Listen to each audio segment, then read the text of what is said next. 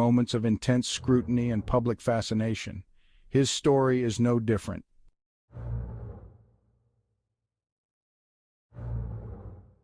His past was steeped in scandal, a felon accused of treason and sedition, his actions and rhetoric frequently straddling the line of legality.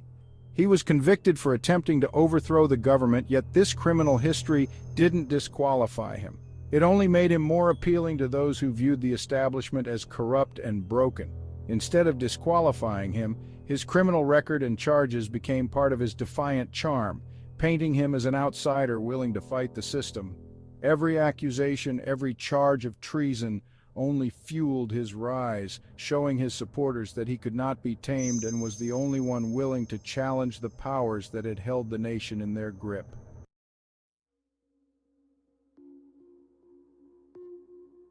At first, they dismissed him.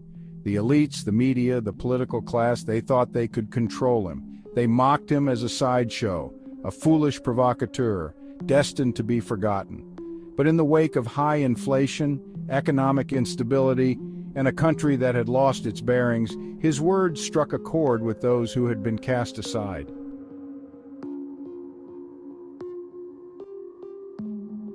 In an age of rising populism, economic dislocation, and a shrinking middle class, his rhetoric didn't promise solutions. It promised retribution. It wasn't just blame he offered, it was a convenient scapegoated enemy to rally against. His was a message soaked in anger, dripping with resentment for anyone deemed an outsider. Minorities, immigrants, political rivals, all of them were the root of the nation's collapse. And in this narrative of vengeance, he found his power.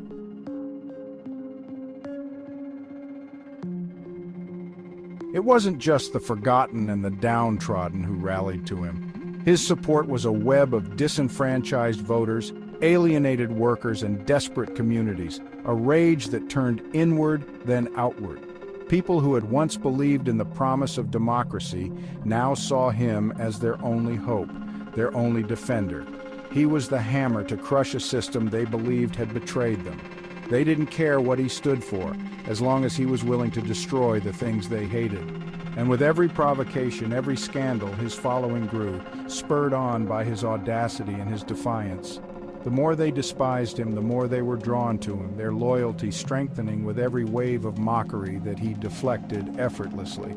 And the elites, those in power who thought they could control him, who thought they could use him as a pawn, were blindsided. They believed they could keep him in check, that they could appease him, use his base for their own gain. But they underestimated him. The more they belittled him, the stronger he became. He wasn't a puppet to be manipulated. He was the one pulling the strings. He turned their ridicule into strength, feeding off their disbelief.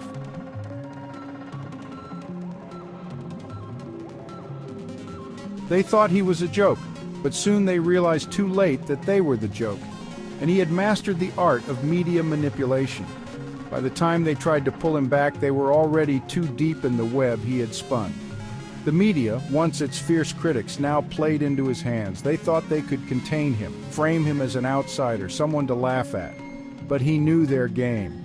He used their skepticism to his advantage, turning every criticism into a badge of honor, every insult into a weapon. The more they tried to expose him as a fraud, the more they fed his narrative. He became not just a disruptor, but a force that could not be denied. They fed him. He grew stronger. The very institution that had once seen itself as a check on his power now played its part in building his empire of chaos, and they didn't even realize they were doing it. As the flames of division fanned, he reached out to the lost, the alienated, the disillusioned young men, angry and unmoored by economic despair. He gave them something to belong to, something to fight for. These young men, disconnected from society, were eager to embrace a cause that promised them a sense of purpose, a return to glory.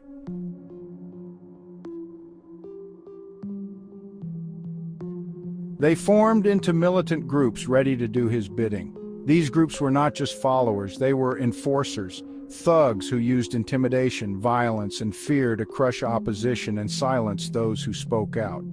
Like paramilitary enforcers, they saw themselves as the true defenders of the nation, yet they acted outside the law, terrorizing communities and political adversaries alike. The streets became battlegrounds, not for ideas, but for supremacy. They were no longer just supporters, they were instruments of his power, ready to impose his will by force. But he didn't stop there.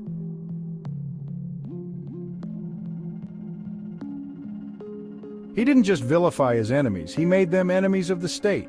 He made their very existence a threat.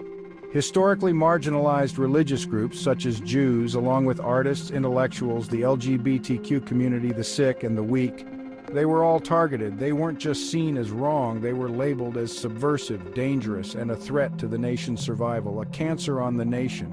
And through law, through decree, through weaponized propaganda, he gave life to these lies. What began as whispers soon became legal mandates. Their rights were revoked, their very humanity was questioned. No one cared at first. After all, they were always seen as different, as outsiders. But the fear that was planted in those first few steps soon spread until no one was safe.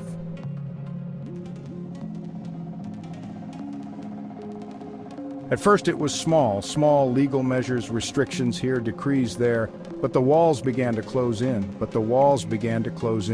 The laws grew harsher, the rhetoric darker. What had once been considered radical became normalized. Rights were stripped away in broad daylight, disguised as necessities for the survival of the nation. It was subtle, just enough to pass unnoticed, but every law, every act was another thread pulling at the fabric of democracy.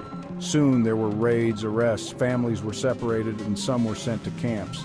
The streets became places of fear, where no one was safe. The terror grew as more and more people disappeared, their lives torn apart by the machinery of the state. The once thriving communities were scattered, their futures erased, all in the name of preserving a twisted vision of order and power.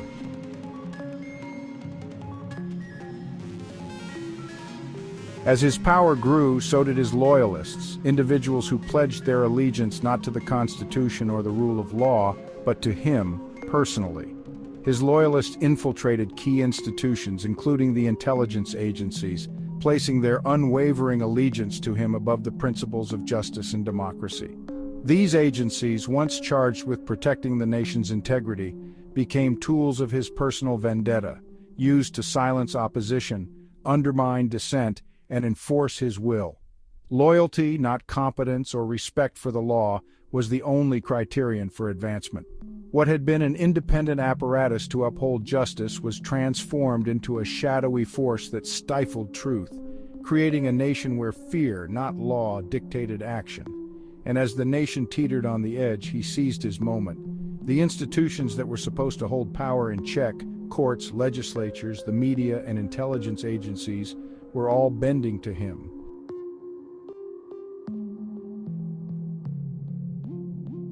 He was given sweeping powers, the ability to act outside the bounds of the law. He executed decrees, bypassing the legislative process and presenting himself as the only one capable of restoring order.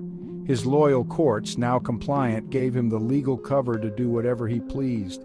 What they thought was a temporary solution for national emergencies soon became permanent, edict-like powers that made a mockery of the very notion of a democratic system. This wasn't just an accident, it wasn't just a series of missteps.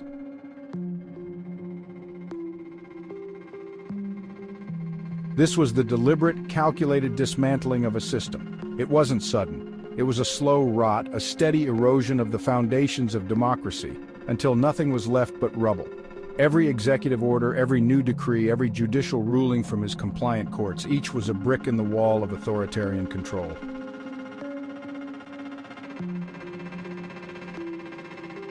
The elites were complicit, the people were divided, and before long the country had transformed. It was no longer a democracy, it was his kingdom. And as the final pieces of the democratic edifice fell into place, the question remained: how did we get here? How did we allow it? The answer is simple. We underestimated the power of a single man to manipulate, to exploit, to feed off our deepest fears. We thought we could contain him, control him, dismiss him, but in the end we fed him. We made him the monster we feared.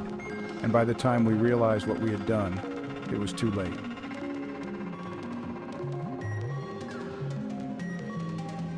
This is not just the story of one man's rise to power. It is the story of how democracy dies, of how the institutions we trust, the norms we rely on, can be eroded in plain sight, masked as patriotism, as necessity, as protection. This is not just history repeating itself, it is a warning, and unless we recognize the signs, unless we see what is happening now, we risk seeing the same fate repeat itself. But next time, it may not be a distant past we're reading about, it may be our present.